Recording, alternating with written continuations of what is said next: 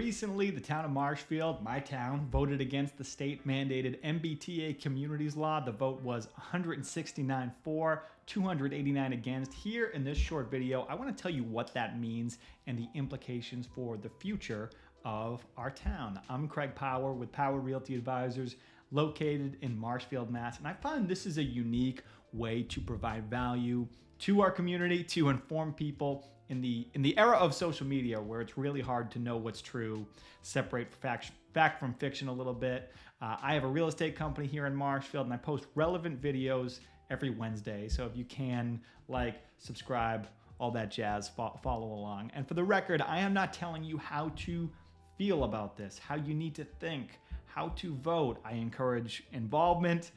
Your politics are all your own. I'll certainly share my opinion, and what I've seen. This particular debate has been very interesting. Very fine people on both sides. It's far from over. The MBTA Communities Law, I want to move a little fast through defining it. We could be here all day. For our purposes, Marshfield is considered an MBTA adjacent community. Our town, along with 176 others around Boston, was tasked with designating a certain area for greater zoning density. So it's not building, it's not a specific development project, it's just zoning. The general idea behind the law is to incentivize more housing supply and try to get or keep prices down. I have thoughts on that. I'll save them for now.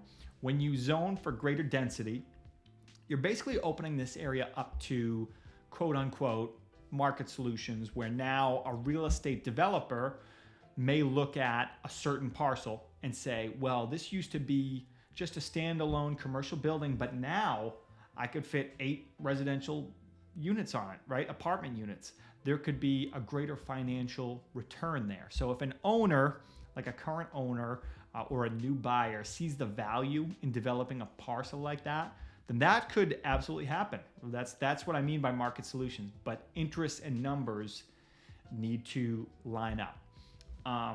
For the Marshfield plan, it was being proposed that we rezone one side of Plain Street from the high school down to School Street, Kindercare, if you know where that is, for by right multifamily housing. Every MBTA community has to do some version of this. The reason this location was chosen by the town planner, ultimately it meets the requirements of the state while minimizing disruption compared to other alternatives. When I say disruption, I mean construction, traffic, conformity, could go on. I think what they were looking for was they didn't want to just drop it right in the middle of a totally untouched residential neighborhood. That was the idea. Now, being familiar with the state's new law myself, I've been tracking this since the early going, because not only am I in real estate sales, but also we do leasing, we do property management. I had some observations about this proposed plan. In fact, I was actually, for a minute, I thought the state was going to be upset, like it wasn't bold enough.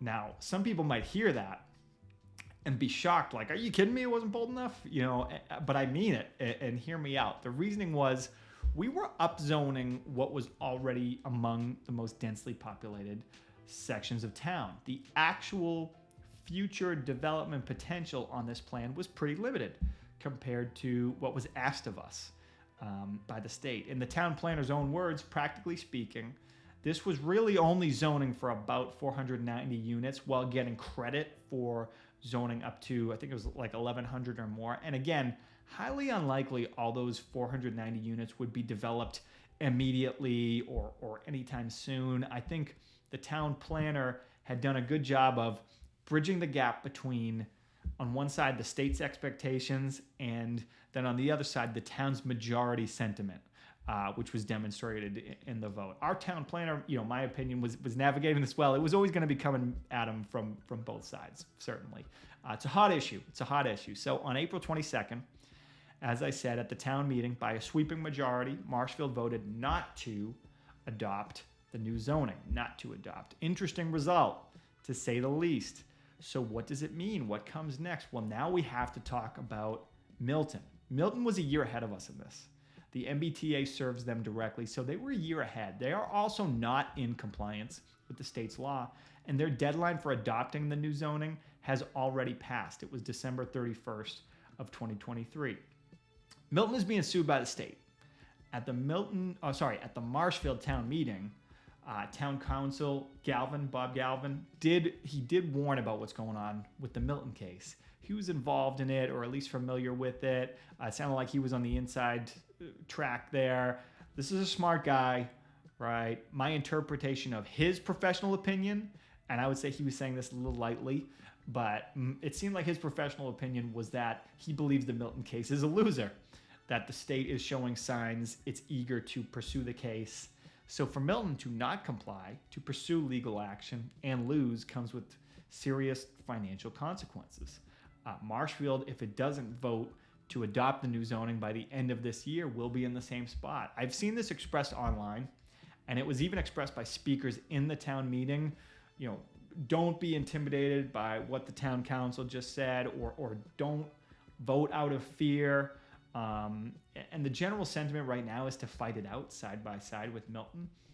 And I'm, like I said, I just want and appreciate the involvement. And as much as these things get heated, I have empathy for either side. I understand that people don't want their town to change. I'm giving you my opinion on this as someone who works in housing, who really does deal directly with our housing problem in a variety of ways. I think it's a real problem. I think the legal and financial concerns for our town are real in this case. To go the distance and lose in court, the town could lose funding. I was a vote for, right? Fully acknowledging, just so you know, I was a vote for, fully acknowledging the lack of nuance in the entire law. What I mean is, I don't feel like I'm in opposition of the people who voted against at all. I do see the reasoning. It's not a great law. It's not a great plan. When it comes to development, we should be much more strategic than, every town, the state coming in and saying every town needs to drop one of these on the map somewhere, right? But for the reasons I'm laying out to you here, it was a less disruptive plan. The actual practical development potential was limited. And then going forward, the financial risk for the town, my guess is it's real. So at the end of the year, what happens next? At the end of the year, if it doesn't go through, we'll lose access to grants, which I agree. I think people are sort of saying that's not the end of the world. I get that, although a lot of grants do go toward our most vulnerable and most in need. That's worth considering, of course. But then there is still this unknown of further financial penalties beyond legal costs. That does concern me. And trust me, I wish it was as simple as, hey, the town voted no, so we're gonna pass. It's a no from me, Doug. That's unfortunately not how it works. It's definitely not how it works. So with that, I have a few quick questions I jotted down here to cover for you. If every town does this and floods the market with available units, will that affect home prices? I'm skeptical. Here in our town, no. The single-family home market in this town is a completely different world from this type of development. Overall, if the state got this done in every town, I guess it would affect home values marginally, I would say, marginally. Here in Marshfield, this is a highly desirable area. We just wouldn't feel it. However, I do think it would be effective in keeping rents down, or at least slowing rent inflation. You're creating more supply and direct competition in the rental market, and I think that is a good thing. They should probably state that as more of the goal, right?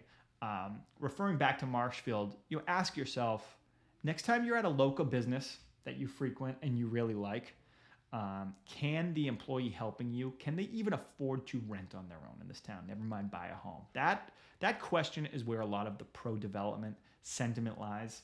It's an important question. Another question, is this an affordable housing development or 40B? No, well, it's not anything being built at the moment. It's just zoning. It will all be subject to the 10% minimum, right? Our town needs a minimum of our 10% of our housing stock to be designated affordable. When you add X amount of units to be determined later, that's where you get into it, right? You're watering down that number when you're adding units to the supply in town. 40B, I don't like. My problem with 40B is the same issue I have with MBTA Communities, where it's just lacking nuance. I don't like the way 40B is able to circumnavigate the town either. But like MBTA Communities, 40B is used very much as a response If it was up to the towns, if everything was up to a town vote, there would be even less affordable housing. It wouldn't get done. Every town would just kick it to the next one, and everyone thinks their town is special. Everyone thinks their town is special, the way I think of Marshfield. And I do. I grew up here. It is a special place. I grew up in Brant Rock. I live sort of, Humrock general area now. But when you're dealing with overall population increase and density issues and widespread housing cost problems, and you have towns where the population has really not increased at all in the last couple of decades, and most housing development is refused, there will be responses from the state, and that's 40B, and now coming in the form of MBTA communities. I had other questions. So this actually goes with, I had a question written on, could this development overwhelm the school system? It's a little nuanced, but this is actually a myth from what I understand. So I was shown something from town council that indicated school enrollment is down from 4,200 students to 3,600 in our town. That goes against popular sentiment. That being said, I think the schools are probably overwhelmed anyways, because it's a hard time in schools. It sucks to be a teacher today. It's just a hard time to work in a school. I don't have a great answer there. I think it's just been a hard 4 or 5 years working in a school. So that's your special report for real estate in the town of Marshfield. If you found this useful or informative, get in touch. I'd love to hear from you. Obviously, I'm a local. Again, I'm Craig Powell with Powell Realty Advisors. I'm a local real estate broker and property manager. I hope you can see we're not selling anything here. We are in the community and relationship building business. And I've really found by sharing the real estate knowledge and experience and just putting this out there in the world, it's just a no-brainer. It tends to be good for you. It's good for us. So really get in touch anytime. You'll probably see me stuffing my face with a breakfast burrito at Slack Tide or whatever. So I'm around. I'm around town. Check out our website's media library, powerrealtyboston.com, or my YouTube channel. Literally over 100 videos on local real estate now. Thanks for watching, and more updates to come. Thank you for your support as well. Have a great day.